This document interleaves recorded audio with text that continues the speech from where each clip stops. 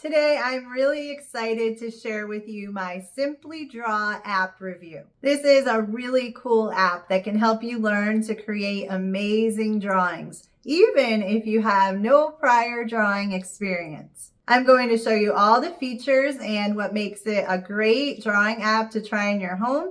So let's get started.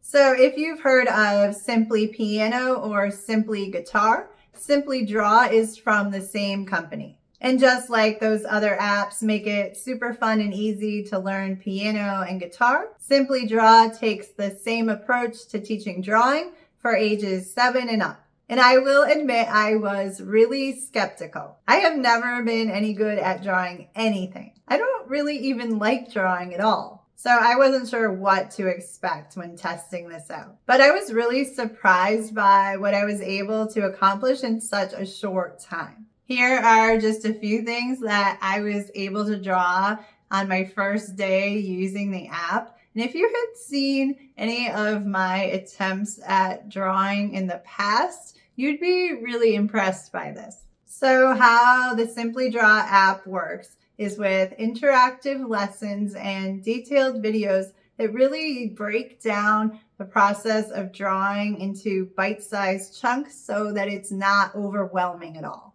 It walks you through everything step by step, and you create the drawings with pencil and paper while you're watching. You'll even be able to take pictures of your work and get AI feedback on your drawings. When you first sign up, you'll get to create your profile and choose your learning path. You can create up to 5 profiles on one account, which is really cool. Then you'll pick what you want to start drawing. You can pick from animals, nature, or characters. My 10-year-old daughter wanted to learn to draw animals, so she chose that learning path. I started with nature. But you can switch between these learning paths at any time. You're not locked into just one path. And then you'll just follow along the learning path and learn to draw with the step-by-step drawing tutorials. My very first drawing on the nature path was this acorn, and I'm actually really impressed with how it came out in just a few minutes. You're not just learning how to draw the shape of the object, but you're also learning techniques like shading, blending, and adding texture, which is really fun to do. These are drawing techniques that I really did not think I could even attempt, but here I am already feeling comfortable doing them. So you'll just start the next video and it will walk you through step by step on how to create the object or scene. I even did this whole nature scene in about 15 minutes. So I figured it would be fun now to do one together. Let's try this one.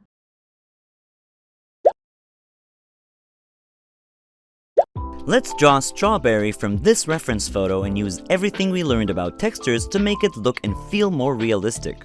When we observe a reference of a strawberry, we can easily break it down into 2 main shapes, a circle and a triangle. So draw along with me and let's start by creating this very simple strawberry shape. For this part, try drawing with very light pressure and keep it loose. Start off with a small circle. Draw a small triangle with a round end next to it and connect the 2 shapes together. Again, try working as gently as possible. These are just markings we'll erase and refine later. Now erase these lines to the point where only you can see them. Don't worry, we're gonna use our faint line to go over the shape, redraw and refine it to make it look even better. Try keeping an eye on the reference when refining your line. See if you could get your shape to look even more like the one you see in the image. Let's add some strawberry leaves and a stem. Don't worry about it. No 2 strawberries have the exact same leaves, so feel free to play around with it. Add as many or as little as you'd like. You can look at the reference for inspiration, but try and keep it loose. Allow yourself to try out different ideas. No matter what you draw, it's gonna look great.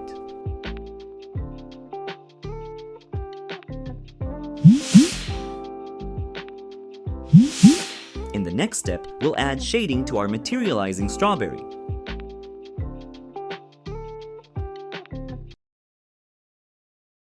Okay, now that we have the iconic shape of a strawberry, it's time to map out the rest of the detail that'll make it look more realistic. If we look at the reference, we can see that this part is the darkest, getting lighter and lighter from there, meaning the light is coming from the left. So let's lightly map out our tones first, from the darkest areas to our lightest areas. This will be our dark tone, and over here will be the highlight that will keep the white of the page.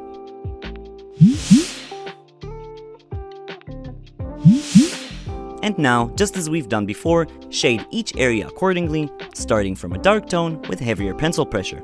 But not too much, we just want to add some volume and we don't want it to be too dramatic. Try to stay consistent and shade along with the curves of the shape. Take your time, there's absolutely no rush.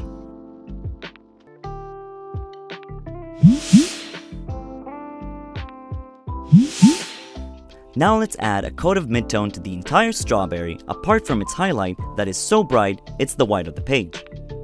Work with light pressure and try to stay uniform. When it comes to filling large areas like these, I like shading by making rows on top of rows of gentle strokes. Notice you're shading in the direction of the shape and that your pencil feels looser in your hand. Really notice your pencil pressure and try not going too strong or too light. We're just trying to get a nice gray midtone. Take your time and work at your own pace.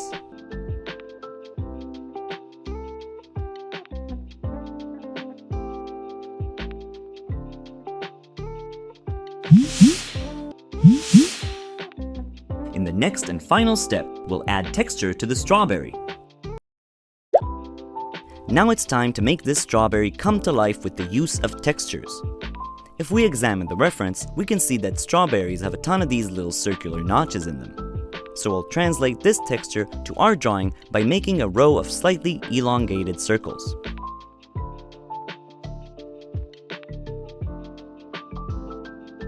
When you move on to the second row, offset it by adding a circle in between the two above it.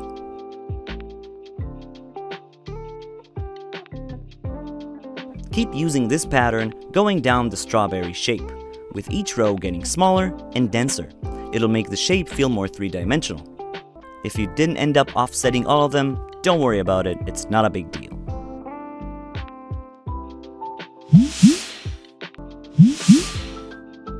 Now let's make this texture feel fuller and richer by creating the illusion that the notches are sunken in.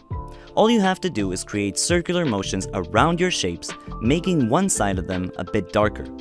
I'm starting with the highlight area, since setting it against the white of the paper will be the best way for me to see their effect.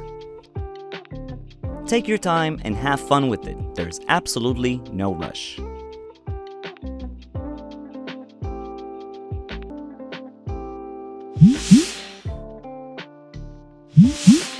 Okay, this already looks great, but let's blend the midtone and the brightest tone together to give it a less defined look, making the light hitting the object appear more realistic.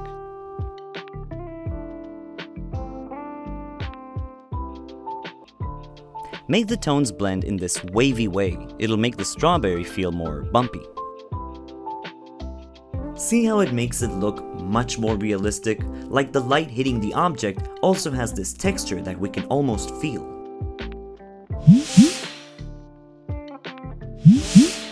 Let's make the notches on this side more sunken in too.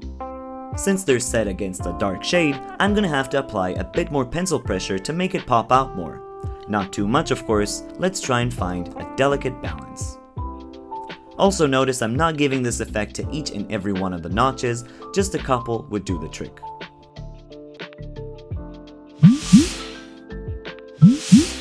And now for some final touches. Let's redefine this shape and make it appear bumpier. It'll give it more personality and specificity. Simply go over your outline with this jagged, organic line. Doing this will make the texture feel more real and more three-dimensional.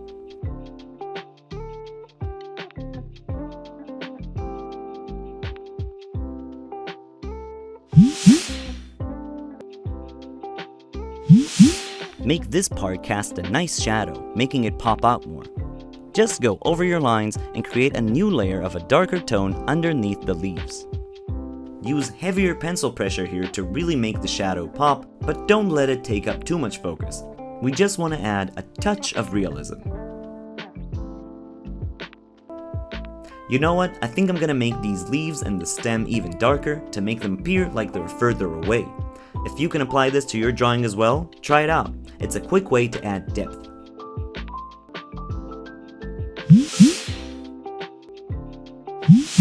And there you go, a beautifully shaded and textured strawberry. Great job! Keep enriching your drawings with natural textures. The more you practice, the better you get.